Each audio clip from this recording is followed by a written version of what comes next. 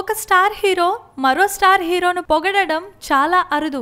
అలా పొగడాల్సిన సందర్భం వచ్చినా ఈగో అడ్డొచ్చి చాలా మంది ఆగిపోతుంటారు. కానీ ఈగో పక్కన పెట్టి పొగిడితే అది హుందాగా ఉంటుంది. దానివల్ల మంచి పేరే వస్తుంది.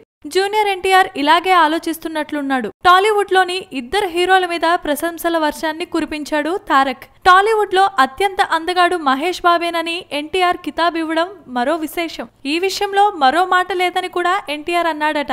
ఐఫా అవార్డుల వేడుక సందర్భంగా రానా దగ్గుబాటి ఎన్టీఆర్ ను ఇంటర్వ్యూ చేస్తూ టాలీవుడ్ లో అత్యంత అందగాడు ఎవరని అడిగితే అందుకు సమాధానంగా మహేష్ పేరు చెప్పాడు ఎన్టీఆర్. ఇక నటుడిగా తనకు నాని అంటే చాలా ఇష్టమని ఎన్టీఆర్ వ్యాఖ్యానించడం మరో విశేషం. ఇక వాయిస్ పరంగా అంటే రానా దగ్గుబాటి అంటే ఇష్టమంటూ తనను ఇంటర్వ్యూ చేస్తున్న రానాను పడేశాడు తారక్. ఐఫా వేడుకలో జనతా గ్యారేజ్ సినిమాకు గాను ఉత్తమ నటుడిగా పురస్కారం అందుకున్న సందర్భంగా ఎన్టీఆర్ చేసిన ప్రసంగం కూడా అందరి మనసుల్ని గెలుచుకుంది. తనతో పాటు అక్కడ నామినేషన్ అందుకున్న ప్రతి హీరోకు ఈ అవార్డు దక్కుతుందని ఎన్టీఆర్ వ్యాఖ్యానించాడు. కెరీర్ ఆరంభంలోనే స్టార్ ఇమేజ్ తెచ్చుకున్న ఎన్టీఆర్ అప్పట్లో కొంచెం పొగరుగా కనిపించేవాడు.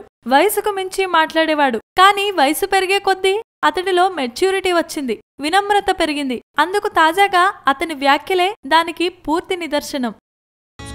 Please subscribe. Hi, it's me Purna. Please subscribe.